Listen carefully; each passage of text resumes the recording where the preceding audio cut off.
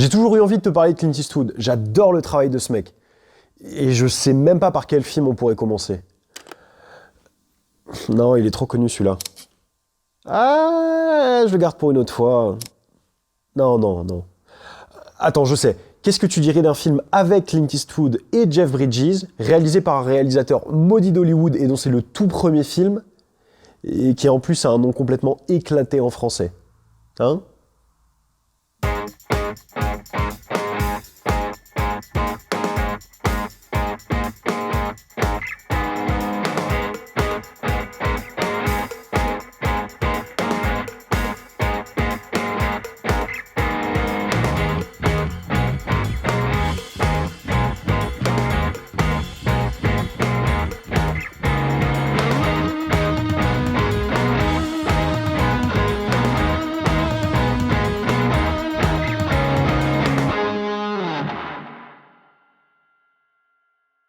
Le Canardeur, sorti en 1974, et ouais, je sais, le titre français, il est pas terrible. Hein. Ouais. Il est vraiment... Idiot, racoleur, causa le plus grand tort à ce film tendre, Alain Bocard. Donc Thunderbolt and Lightfoot, dans sa version originale, est un road movie des années 70 qui nous propose une véritable excursion dans une Amérique plus si sauvage, mais pas non plus complètement civilisée. On y retrouve deux voleurs, incarnés par Clint Eastwood et Jeff Bridges, qui vont tenter un dernier braquage pour sortir une bonne fois pour toutes de la misère dans laquelle ils traînent. Avant d'en dire plus, on va s'intéresser à la jeunesse de ce projet fou. Michael, diplômé de Yale pour ses études en art et en peinture, se retrouve réalisateur dans une petite agence de publicité. Mais Michael, il en a marre de faire de la publicité pour la télévision et il se dit qu'il est temps pour lui de passer au cinéma.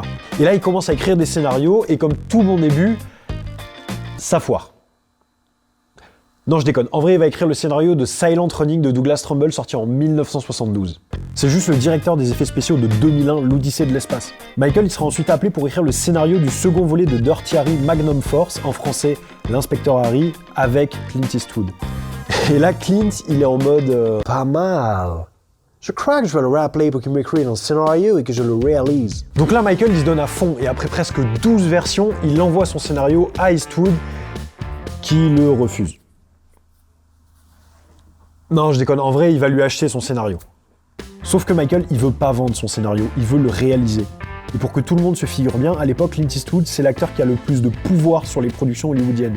Et Michael, qui débute, je le rappelle, refuse de lui vendre son scénario. Eh bien, Eastwood, il va apprécier ce courage et il va accepter de produire le film en faisant en sorte que ce dernier ne manque de rien. En acceptant de jouer le premier rôle, Eastwood signe ici le premier film de Michael Cimino. Et si ce nom il vous dit quelque chose, c'est parce qu'il est derrière un des plus grands monuments du cinéma américain. The Deer Hunter, a film by Michael Cimino. En effet, juste après ce film, Cimino il enchaînera un temps les succès les plus fous avec des films comme L'Année du Dragon ou encore Le Sicilien. Et comme on l'évoquait précédemment, Michael Cimino c'est un réalisateur maudit d'Hollywood. Et ce dernier il peinera à monter les projets, surtout après l'échec de son film La Porte du Paradis. Couplé aux différents résultats moyens voire catastrophiques de ses films, il réalisera en définitive seulement 7 films sur 22 années de travail et il s'éteindra délaissé par une grande partie du monde du cinéma. Et le Canardeur n'y échappera pas, il écopera de mauvais résultats au box-office, en partie dû au manque d'investissement sur la promotion de la part du distributeur United Artists. Et c'est pas moi qui le dis, hein. C'est Clint. Et cet ovni, il restera un film méconnu du grand public, alors que Michael Cimino propose ici une véritable fresque des États-Unis, mais pas juste une jolie fresque, plutôt une histoire de perdants et de voleurs, un peu bracassés sur les bords. Le duo Eastwood-Bridges fonctionne très bien, même si ça fait un petit peu bizarre de les voir jouer côte à côte, surtout au début du film.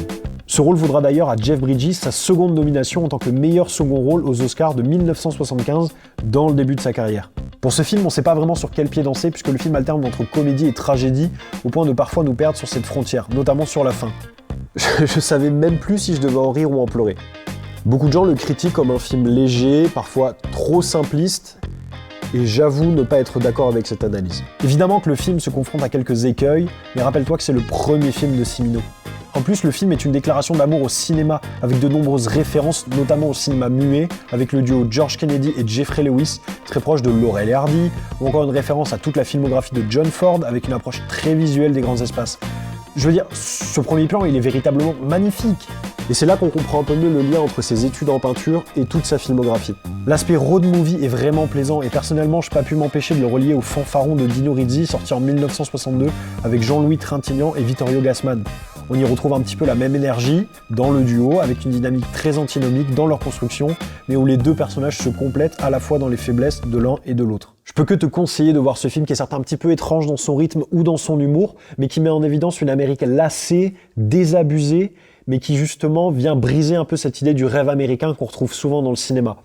Puis c'est le premier film dans lequel jouera Kyle Eastwood, le tout premier fils de Clint Eastwood, c'est lui là avec la glace, et c'est lui qui signera plus tard les bandes originales de films comme Gran Torino, Invictus ou Lettre d'Iwo Jima. Et en plus, il a signé mon affiche. Je te laisse maintenant avec une citation de Michael Cimino qui s'adresse au critique Serge Kaganski, et on se retrouve pour une prochaine vidéo.